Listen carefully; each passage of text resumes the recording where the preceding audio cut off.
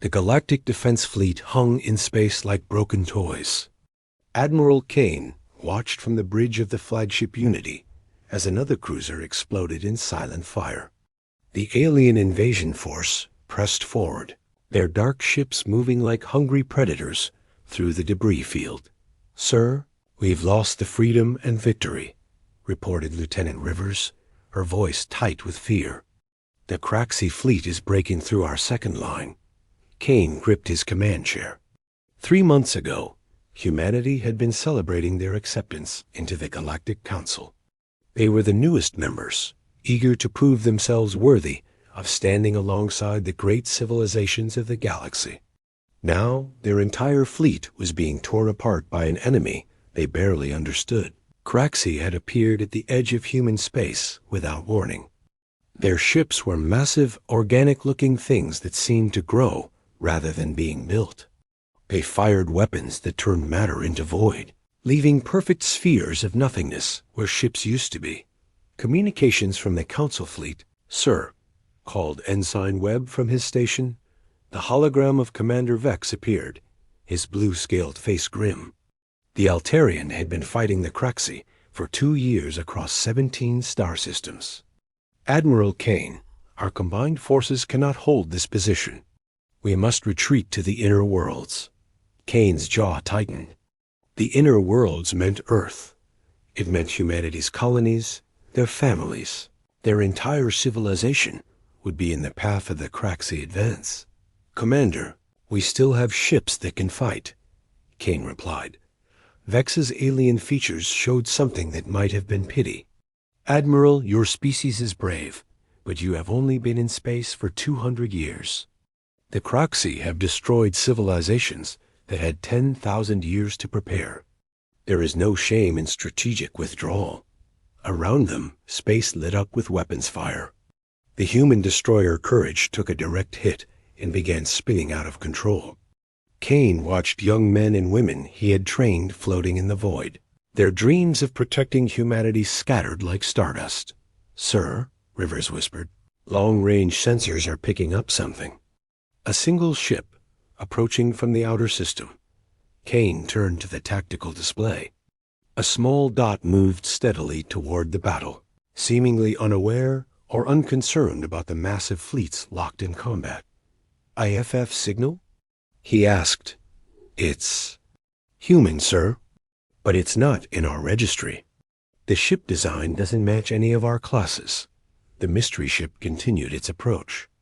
It was smaller than their cruisers, but moved with a confidence that made Kane uneasy. Where had it come from? Humanity had accounted for every ship in their fleet. On the main screen, another wave of Craxi vessels emerged from hyperspace. Fresh reinforcements for an enemy that seemed to have endless numbers. The human ships were down to 40% strength, and their alien allies weren't faring much better. Unknown human vessel. "This is Admiral Kane of the Terran Defense Force. Identify yourself and withdraw from the combat zone immediately." The response came in a voice that was definitely human, but carried an accent Kane didn't recognize. "Admiral, this is Captain Stone of the Nightfall. We've been watching this fight, and frankly, we're not impressed." Rivers looked up from her station, eyes wide. "Sir, I'm reading massive energy signatures from that ship. Power levels that shouldn't be possible for something that size." Kane stared at the approaching vessel. It wasn't much to look at, sleek, dark, and roughly the size of a heavy frigate. But something about it felt wrong, like a predator pretending to be prey. "Captain Stone, what is your ship's origin and purpose?" "Origin is complicated, Admiral. Purpose is simple. We're here to finish what you started." The Nightfall suddenly accelerated beyond anything in the human arsenal. It shot past the defensive line like a bullet, heading straight for the heart of the Craxi formation. Energy readings spiked so high that Rivers' instruments began shutting down to prevent damage. "Sir," she said, her voice barely a whisper, "that ship is putting out more power than our entire fleet combined." Kane watched in disbelief as the small vessel approached, the massive Craxi dreadnought. Around them, Both human and alien crews had stopped fighting to stare at the newcomer. Even the enemy seemed confused by this unexpected development. The Nightfall was about to engage an enemy that had crushed entire star systems. Whatever happened in the next few minutes would determine whether humanity's first major battle would be remembered as their last stand or the moment everything changed. Kane found himself holding his breath, wondering who these mysterious humans were and what kind of ship could make the impossible seem routine. Asterisk. The Nightfall moved through space like it owned it. Captain Stone's voice crackled over the communications array, calm and almost bored. Admiral Kane, you might want to pull your people back a bit. This is going to get messy. Kane exchanged glances with his bridge crew. Captain, you're flying into a formation of 60 Craxi warships. Their flagship alone masses 50 times your vessel. Mass isn't everything. Admiral, the mysterious ship suddenly stopped dead in space, directly between the human fleet and the advancing Craxi force. For a moment, nothing happened. Then the Nightfall began to change. Panels slid open along its hull, revealing weapon ports that hadn't been visible before. The ship's profile shifted as hidden armor plating extended. Most unsettling of all, the energy readings that had already been impossible climbed even higher. What in the seven hells is that thing? Muttered Commander Vex over the open channel. Lieutenant Rivers was frantically working her console, trying to make sense of the readings. Sir, the ship is operating on principles I don't recognize. The power source appears to be some kind of contained singularity, but that's theoretically impossible with our technology. The lead Craxi dreadnought, a massive creature ship that looked like a cross between a whale and a nightmare, began charging its void weapons. The humans had seen what those weapons could do. They didn't just destroy matter. They erased it from existence entirely. Captain Stone, Kane called urgently, you need to retreat now. Those void cannons will. The dreadnought fired. A sphere of absolute nothingness raced toward the Nightfall, the same attack that had vaporized human cruisers without effort. The mysterious ship didn't even try to dodge. Instead, it activated something that made space itself seem to bend around its hull. The void sphere struck what appeared to be an invisible barrier, and simply stopped. For a moment, the weapon of ultimate destruction hung in space like a black marble. Then the Nightfall did something impossible. It absorbed the attack. How? Rivers whispered. Captain Stone's voice came over the comm, and now there was amusement in it. Gentlemen, ladies, and distinguished aliens, allow me to introduce myself properly. Captain Jack Stone, commanding officer of the Earth Defense Corps' vessel Nightfall. We're what you might call humanity's insurance policy. The ship launched its counterattack. Weapons that had never appeared on any human schematic opened fire with coherent energy beams that cut through Craxi armor like paper. But these weren't the plasma cannons or railguns of the regular fleet. These were something entirely new. Earth Defense Corps? Kane said slowly. There is no Earth Defense Corps. Oh, but there is, Admiral. We just don't advertise. Been around for about 100 years now, ever since some very smart people realized that making contact with alien civilizations might not go as smoothly as the politicians hoped. The Nightfall was moving again, weaving between Craxi ships with impossible grace. Every shot it fired found its target, and every target died. The massive alien vessels, which had seemed unstoppable moments before, began falling back in confusion. Commander Vex's voice cut through the chaos.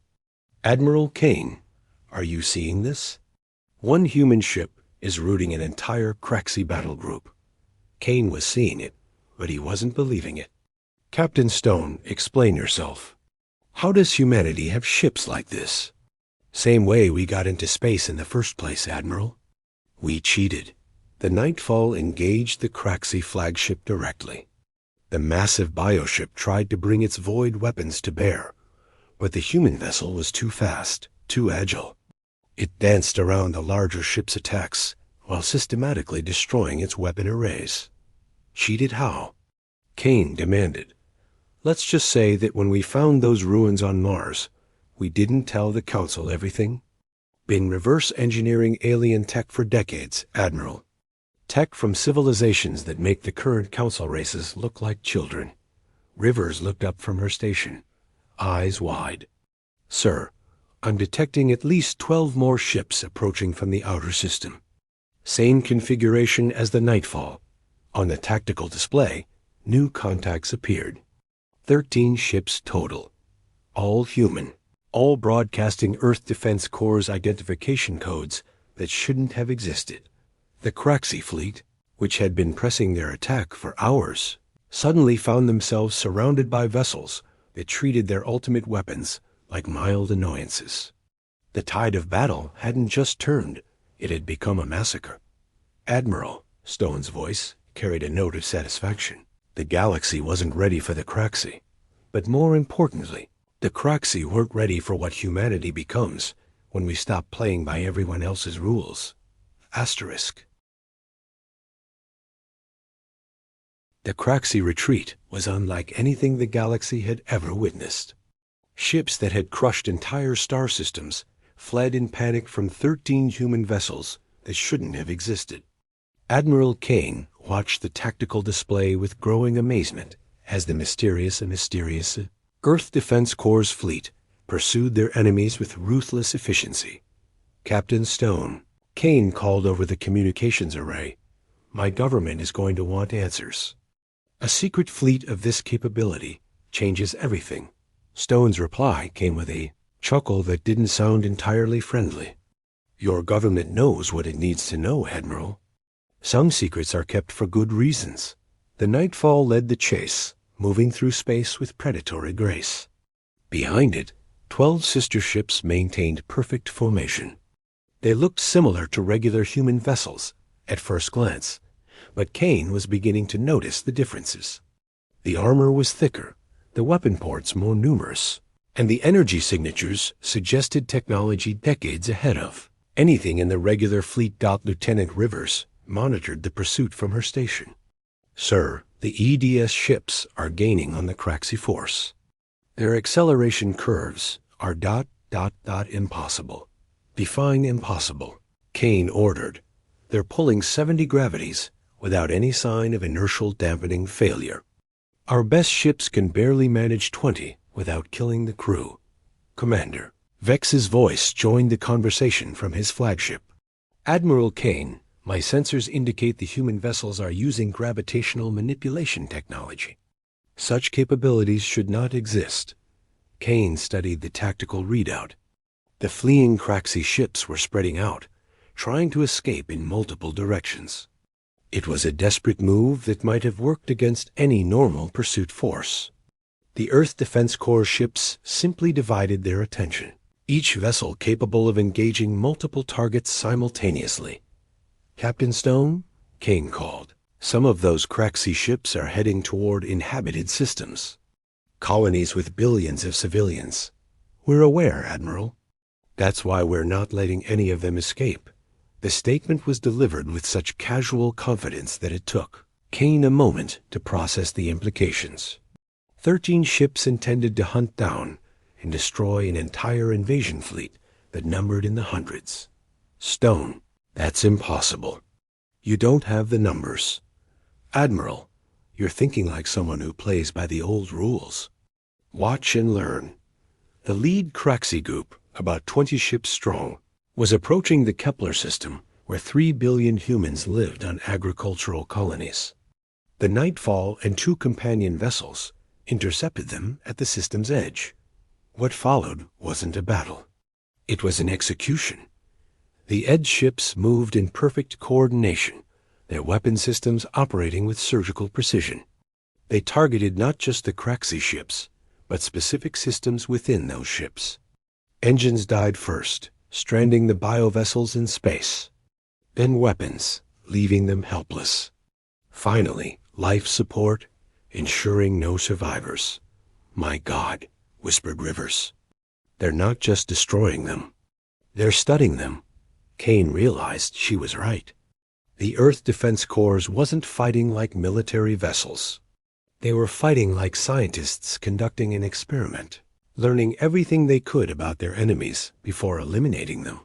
On another front, a different EDZ ship encountered a group of Craxi vessels near a space station. Instead of engaging directly, it deployed something Kane had never seen before: small, autonomous craft that moved like living things.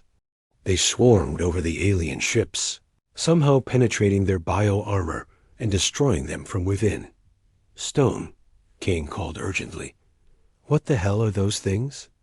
"Nanite swarms.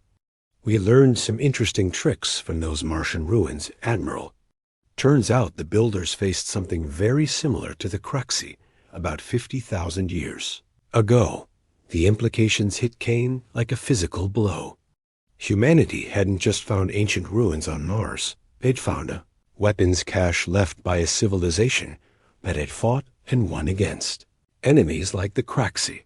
Commander Vex's voice trembled with something that might have been fear. "Admiral Kane, if your species has had access to such technology for decades, why reveal it now?" Stone answered before Kane could respond. "Because the Craxi aren't the real threat, Commander. They're just the advanced scouts." Silence fell over the communication channels. On the tactical display, the last of the Craxi ships died under the precise fire of the Earth Defense Corps fleet. Not a single enemy vessel escaped. Advanced scouts for what? Kane asked, though he dreaded the answer. "Something worse, Admiral. Something that makes the Craxi look like children with toy weapons." The Martian records were very clear about what drove their builders to extinction. The mysterious Captain Stone paused, and when he spoke again, his voice carried a weight that made Kane's blood run cold. "The real enemy is coming, gentlemen. And when they arrive, they're going to find that humanity has been preparing for this war for a very long time." Asterisk Admiral. Kane's flagship docked with the Nightfall in the silence of space. The battle was over. The Craxi fleet utterly destroyed, but Kane needed answers. As he walked through the airlock, he expected to find a ship filled with advanced technology and mysterious humans. What he found instead changed everything he thought he knew about his own species. Nightfall's corridors looked human enough, but the technology embedded in the walls was unlike anything Kane had ever seen. Organic-looking conduits pulsed with energy, and the metal itself seemed to shift and flow as if it were alive. This wasn't just advanced human engineering. This was something else entirely. Captain Jack. Stone met him in the main corridor. He looked human, but there were subtle differences. His eyes held depths that spoke of experiences no normal human could have accumulated, and his movements had a fluid grace that seemed almost alien. "Welcome aboard, Admiral," Stone said with a slight smile. "I imagine you have questions." "A few hundred," Kane replied grimly. "Starting with who you really are." Stone led him toward the bridge, past crew members who looked human, but moved with the same unsettling grace. "We're human, Admiral. Just not the same kind of human you are." They entered a conference room where holographic displays showed images that made Kane's breath catch. Mars, but not the barren world he knew.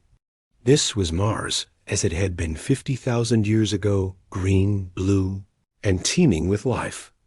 "The ruins you found weren't from some ancient alien civilization," Stone explained. "They were from us. From what humanity became the last time this cycle played out." Kane stared at the images. "That's impossible. Humans evolved on Earth. Humans evolved on many worlds, Admiral. We're not as unique as we like to think."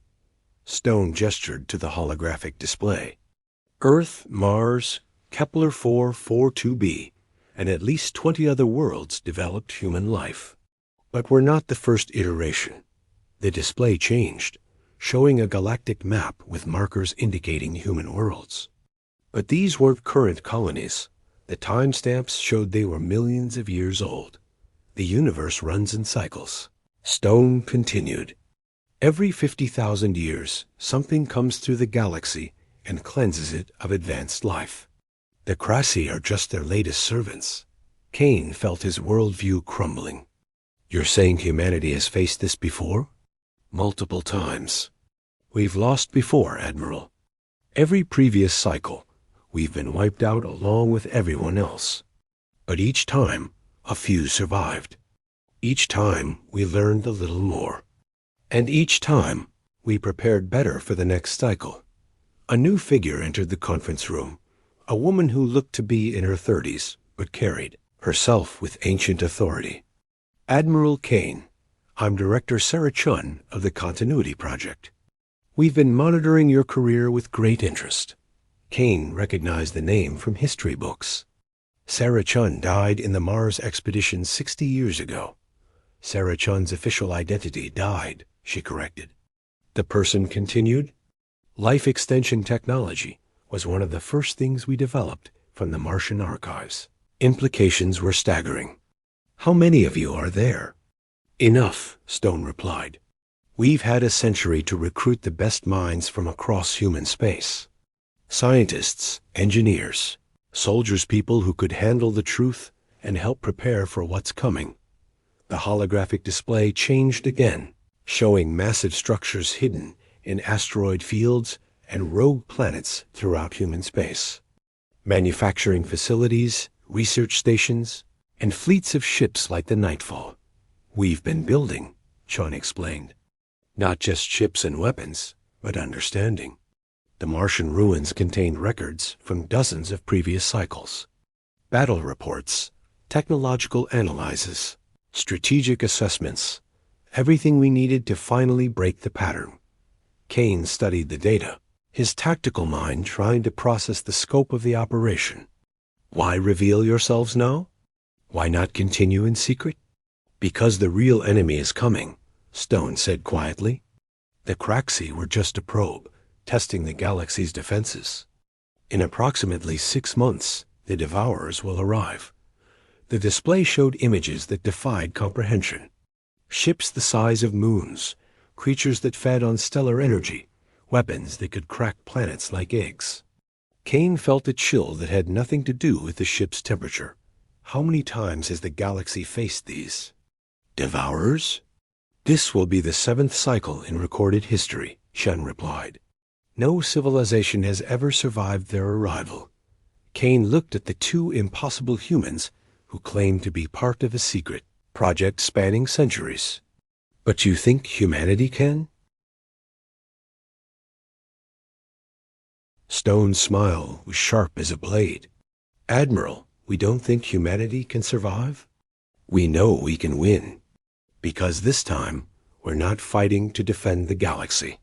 He leaned forward, his ancient eyes burning with determination. This time, we're fighting to end the cycle forever. 6 months later, Admiral Kane stood on the bridge of the Nightfall as the first Devourer ships emerged from hyperspace. The enemy vessels were impossibly vast, each one larger than Earth's moon, their dark hulls seeming to absorb light itself. Behind them came hundreds more, followed by the creatures that had ended civilizations for millions of years. Sensors indicate 47 Devourer ships, reported Lieutenant Rivers, now part of the expanded crew that included both regular fleet personnel and Earth Defense Corps operatives. Mass readings are beyond our instrument's ability to measure. Captain Stone stood calmly at the command position, studying the tactical display. Around them, the combined fleets of the galaxy had assembled human ships, Altarian cruisers, Vec destroyers, and dozens of other species vessels. Nearly 10,000 ships total, the largest military force in galactic history. It looked pitifully small compared to what they faced. All ships. This is Admiral Kane, he broadcast to the assembled fleet. Today we fight not just for our worlds, but for the right of life to exist in this galaxy. The enemy has won this battle 47 times before. They will not win today. The Devourers moved with terrifying purpose. Their weapons reached across impossible distances, turning entire squadrons into expanding clouds of plasma.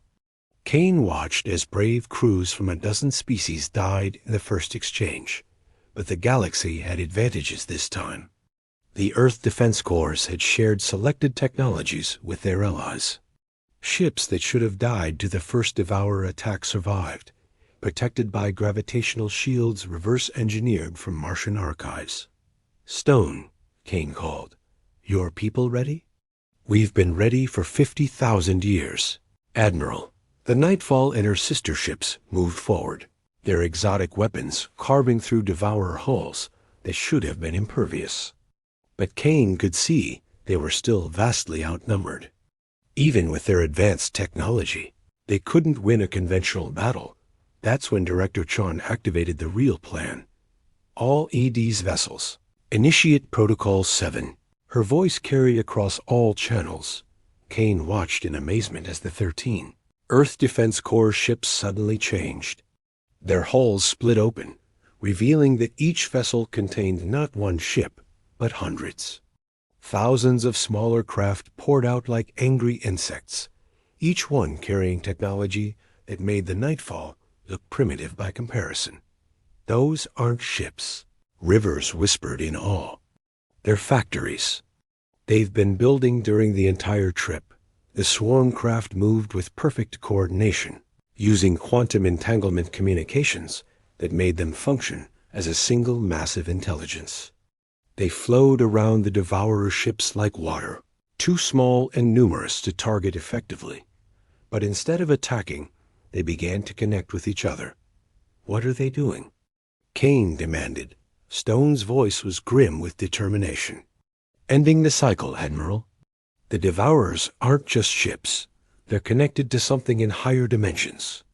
Something that's been using them to harvest life energy from the galaxy for millions of years." Swarm craft were forming geometric patterns around the Devourer fleet, their positions creating a massive three-dimensional array. Energy began to build between them, not weapons fire, but something far more fundamental. The Martian records contained more than just battle tactics. Chon explained over the comm. They contained the mathematical proof that the Devourer's masters exist in folded spacetime. "We can't fight them in normal space, but we can collapse the dimensional barriers that let them reach through." Kane understood with growing horror and hope. "You're going to cut them off from their controllers." "More than that," Stone replied. "We're going to drag their masters through into normal space where they can die." The energy building in the swarm array reached critical levels. Space itself began to bend and twist around the geometric pattern. The Devourer ships, sensing the threat, turned all their weapons on the tiny craft. But there were too many, and those that were destroyed were immediately replaced by others emerging from the factory. Ship-stock reality tore open. Something vast and alien began to emerge. From the dimensional rift, the true enemy that had been manipulating the galaxy's fate for millions of years. It was beautiful and terrible, a creature of pure thought and hunger that existed across multiple dimensions simultaneously. And for the first time in its eternal existence, it was vulnerable. "All ships, concentrate fire." Kane ordered Dot, the combined fleet of the galaxy, opened fire on an enemy that had never been touched by physical weapons. The creature writhed in dimensions human eyes couldn't perceive, its death screams echoing across space-time. When it ended, the Devourer ships simply stopped. Without their master's will to animate them, they became nothing more than dead metal drifting in space. Kane looked at Stone and Chun, these impossible humans who had just saved the galaxy. "What happens now?" Stone smiled, and for the first time, it looked genuinely human. "Now, Admiral, we get to find out what the galaxy becomes when it's truly free." The cycle was broken. The war was over, and humanity had kept its promise to end the pattern that had dominated the universe for millions of years. Finally, the galaxy was ready. Asterisk.